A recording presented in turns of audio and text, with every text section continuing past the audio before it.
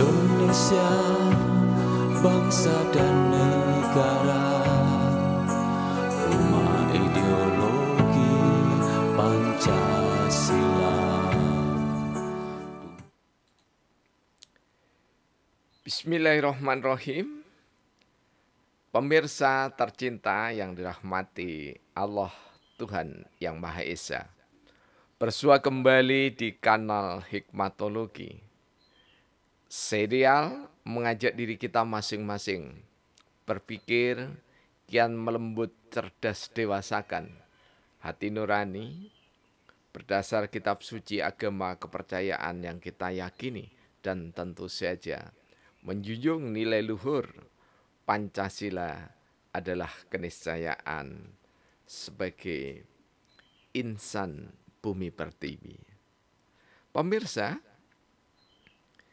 jika kita menilik kehidupan postmodern yang ditandai dengan ragam pesona media massa, tentu saja termasuk di dalamnya adalah sosial media, maka kita akan mendapati selain kelompok-kelompok atau grup-grup WhatsApp dan yang lainnya, Instagram, Facebook, yang mengunggah politicking, yakni perilaku politik yang menista satu dengan yang lainnya sembari mendukung dengan fanatisme membabi buta. Tetapi sisi yang lain juga kita dapati bahwa sejumlah grup WhatsApp dan yang lainnya sangat rigid membatasi dan bahkan dalam bahasa yang lugas mengharamkan agama dan politik dibicarakan di dalam suatu kelompok itu.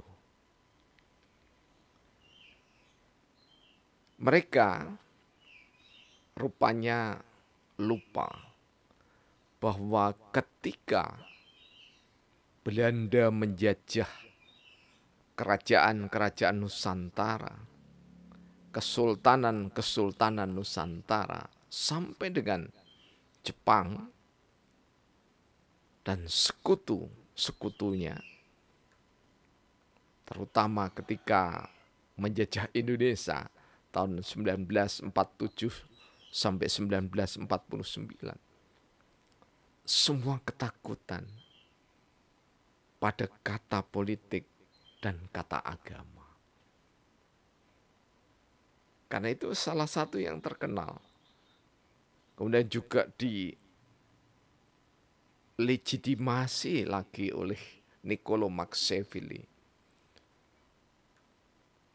di dalam salah satu nasihatnya yang sangat terkenal.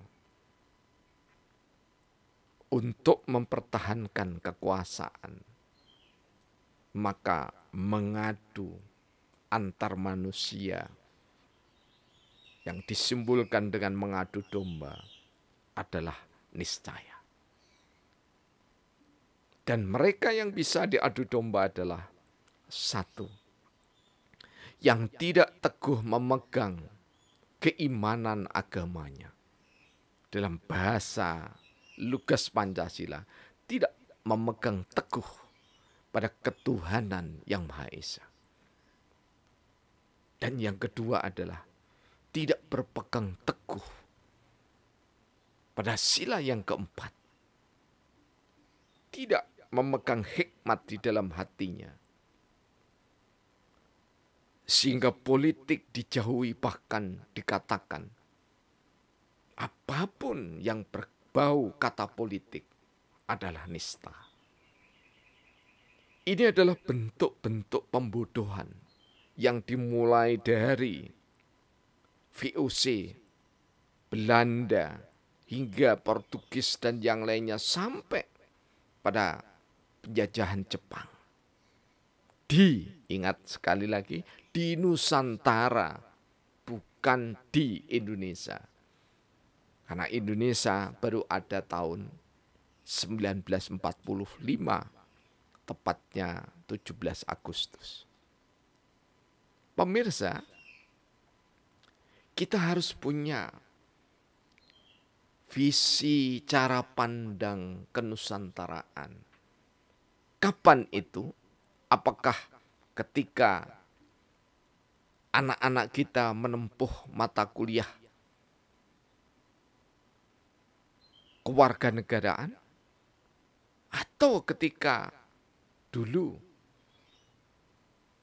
tahun 70-an saat SMP diajari dengan civic dan kewarganegaraan, kita mengenal geopolitik dan geostrategi? Tidak demikian. Wawasan Nusantara, geopolitik, geostrategi niscaya dipahami oleh seluruh anak bangsa ini agar tersadar bahwa geopolitik, geografi, dan ilmu politik harus dipegang teguh oleh anak bangsa ini. Sebab kalau tidak dipegang teguh,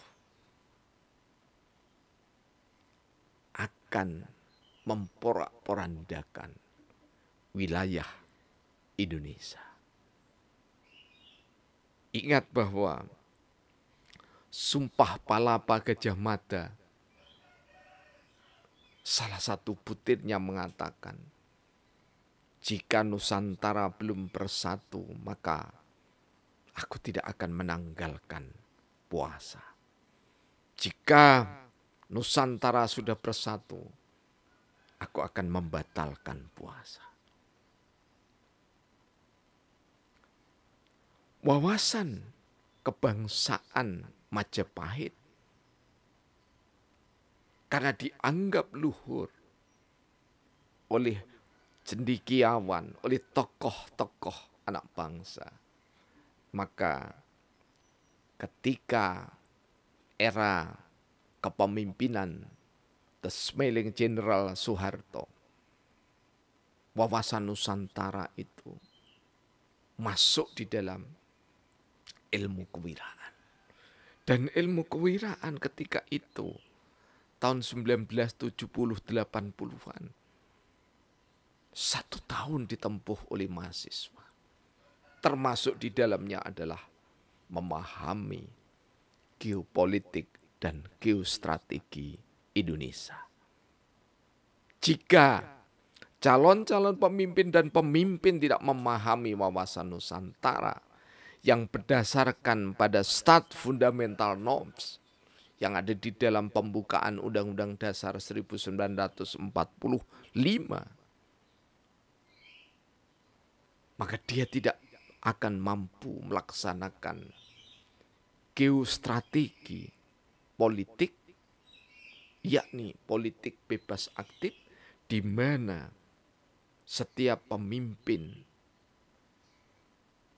yang bertahta di pucuk Indonesia tercinta ini akan mengabaikan politik bebas aktif. Di mana politik bebas aktif adalah bentuk sujud politik, merupakan pengejawantahan dari sila-sila Pancasila. Mengapa kami sebut dengan sujud politik? Karena ketika sujud hanya dimaknai, jika umat Islam gerakan sholat dari iktidal kemudian bersujud membaca Subhana Rabbiyal A'la, atau bacaan-bacaan yang lain Subhanakallahumma Rabbana wa bihamdika Allahumma gfir, atau bacaan yang terpendek Rofifili, Rofifili, Rofifili. Setelah itu tidak ada kesadaran Maliki Yaumiddin, tidak ada kesadaran bahwa Allah Maha Kuasa, tidak ada kesadaran bahwa ketuhanan yang Maha Esa adalah segalanya. Maka politik bebas aktif dilalaikan, kemudian seorang pemimpin akan cenderung pada blok tertentu di dalam kancah pergaulan politik dunia. Ketika terjebak pada fanatisme blok tertentu, maka hakikatnya anak bangsa yang dijadikan pemimpin melupakan sujud politik. Seperti apa gambaran sujud politik itu? Saya kemas dalam bentuk data Sabdana yang ke-16.458.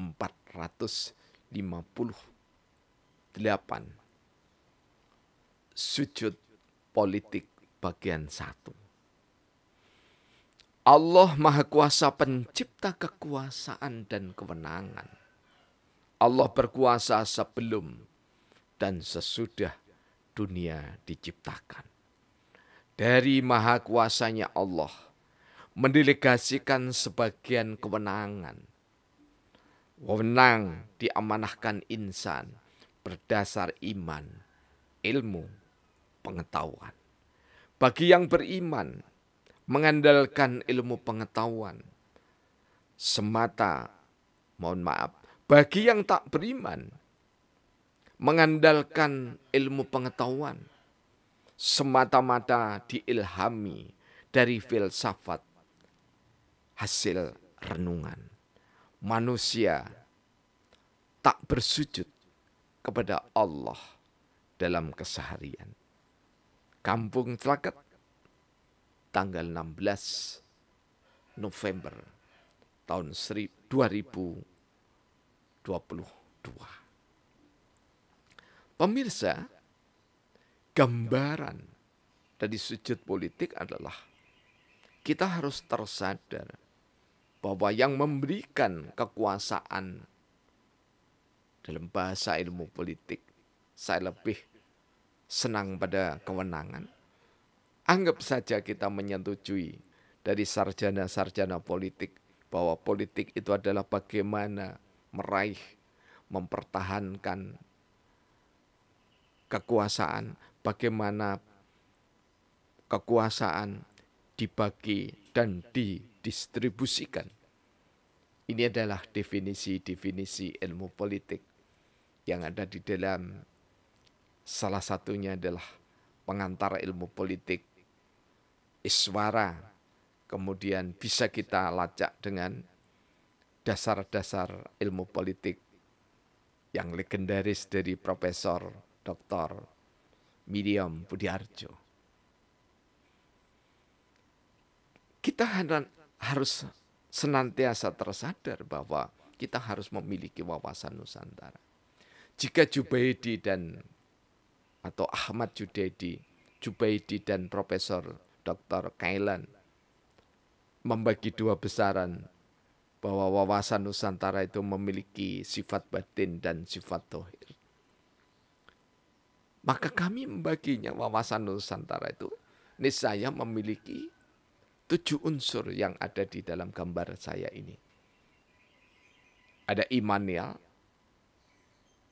pengejawantahannya adalah ketuhanan yang Maha Esa. Ada spiritual, ada semangat kebangsaan, ada intelektual, di mana setiap orang harus mengembangkan. Setiap orang di sini adalah bangsa Indonesia, niscaya mengembangkan ilmu, pengetahuan, menginovasi berdasarkan Pancasila. Kemudian dalam wawasan Nusantara kita juga harus bermoral. Salah satu moral politik yang disampaikan oleh salah satu mahasiswa, Catherine, menuturkan dengan anggun, dengan cantiknya bahwa kita bangsa Indonesia hidup di lingkungan sosial dunia. Karena itu tidak boleh egois, katanya dia, niscaya membantu bangsa-bangsa lain, apalagi Palestina yang pertama mengakui kedaulatan Indonesia. Ada moral politik di sini. Kemudian fisikal, yang ini saya rubah nantinya menjadi mental. Harus ada keberanian secara fisik bagi kita secara bebas aktif untuk memberikan dukungan kepada pemerintah siapapun yang memiliki andil untuk menegakkan kebenaran, keadilan, kebijakan di bumi ini. Dan secara sosial, kita harusnya tidak bersekat dengan wilayah geografi atau wawasan Nusantara kita. Tidak boleh tersekat. Kita bangsa Indonesia belum selesai masalah-masalah kemiskinan, belum selesai infrastruktur, belum selesai seluruh permasalahan. Biarkan bangsa lain menyelesaikan masalahnya sendiri.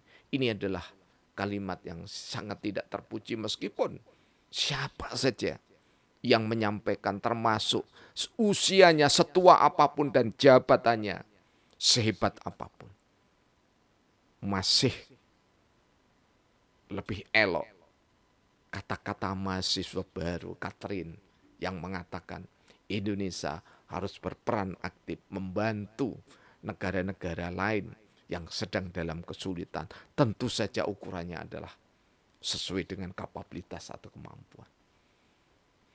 Dan environmental, ya, saya baca apa adanya, environmental, kita ambilkan dari bahasa Inggris untuk memudahkan kita menghafalnya, adalah keniscayaan bahwa kita memiliki ruang, kita memiliki laut, bagian dari samudra, kita memiliki udara, semua terhubung satu dengan yang lainnya. Karena itu menjadi niscaya dipakai untuk bersujud kepada Allah Tuhan Yang Maha Esa. Kelengkapan sujud secara intelektual yang saya paparkan 7 unsur ini adalah pengantar kita untuk kian memahami bagaimana wawasan Nusantara harus ditegakkan sebagai anak bangsa Indonesia. Orang-orang yang mengatakan bahwa kita tidak perlu membantu bangsa lain karena kita juga mengalami kesulitan, tidak meneruskan perjuangan dari tokoh-tokoh pendiri bangsa. Tidak ingat bahwasanya kita ini juga memiliki ruh gerakan non-blok. Gerakan yang tidak membela, tidak fanatisme pada satu negara, pada satu isme. Tetapi gerakan kita politik bebas aktif senantiasa dijiwai oleh nilai luhur Pancasila. Allah yang Maha Kuasa, sebelum dan sesudah dunia diciptakan itu tetap memberikan delegasi kewenangannya dalam bahasa Al-Quran sebagai Khalifatullah fil ard. Tetapi tidak harus wawasan Nusantara kita itu adalah, atau geopolitik kita itu adalah berdasar pada sistem khilafah. Sekali lagi, di media yang tercinta ini, kami mengatakan, mengutip hadis dari Sahih Imam Tirmizi dan Abu Daud, khilafah itu hanya 30 tahun. Setelah itu, sistem pemerintahan diserahkan di pundak khalifah-khalifah atau pemimpin-pemimpin yang ada di negara bangsa masing-masing. Dan kita memilih Republik Indonesia, kita sudah memilih Negara Kesatuan Republik Indonesia, dan kita sudah sepakat sebelum lahir, anak-anak Indonesia sudah sepakat tentang Pancasila. Mengapa sebelum lahir? Karena dia dilahirkan dari rahim ibunda tercinta, keturunan dari bapak ayahanda tercinta yang mereguk nikmat indahnya ideologi bangsa Pancasila, yang mereguk dasar negara yang sangat istimewa, Pancasila. Karena itu, jika Anda memang terpaksa harus mengharuskan dirinya berwawasan khilafah yang sudah dilegitimasi, sudah distempel oleh Rasulullah, hanya 30 tahun, maka silahkanlah saudara-saudaraku yang tercinta untuk memilih negara yang sekarang berpaham khilafah. Dan pemerintah juga harus tegas. Siapapun, gelarnya apapun, profesor, doktor, ustadz, kiai, tuan guru, siapapun yang mempermasalahkan Pancasila, yang ingin mengganti Pancasila, maka binalah dengan baik, ajak bicara dengan baik, jangan dinista, jangan dimaki, kemudian jangan dipenjara, tetapi ajak dialog dengan baik. Dan jika mereka tetap pada keputusan khilafahnya, maka silahkanlah untuk mengurus kepindahan kewarganegaraan dari bumi Pancasila. Jika pendiri bangsa ini sudah selesai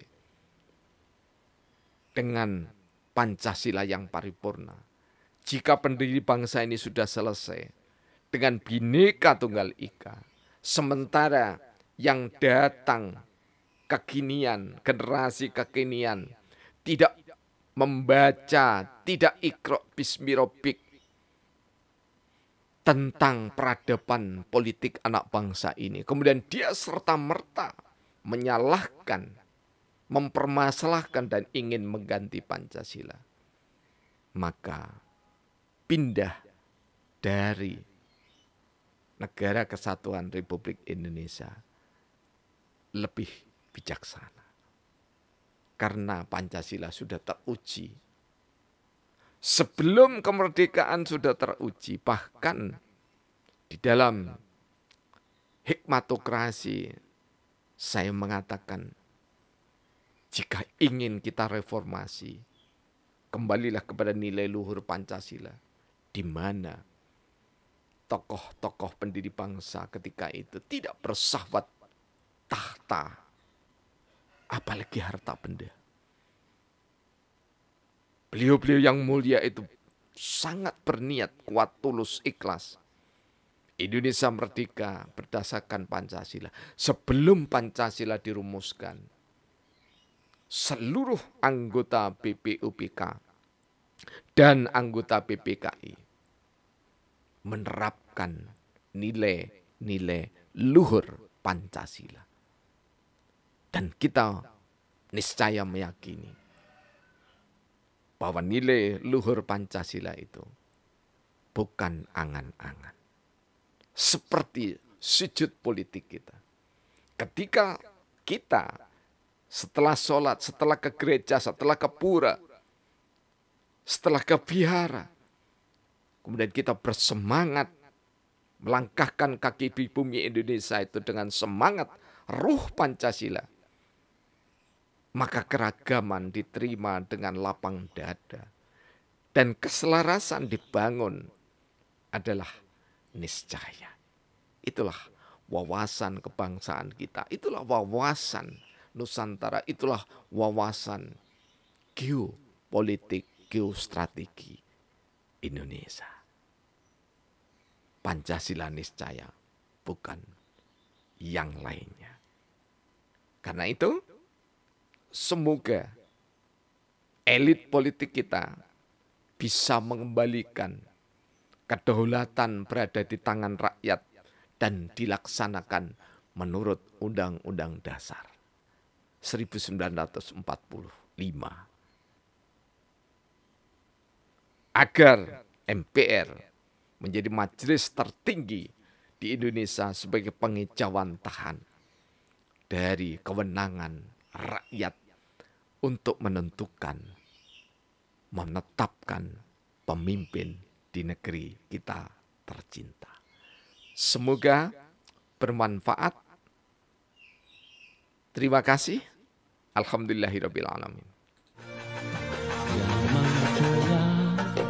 Ditulis pada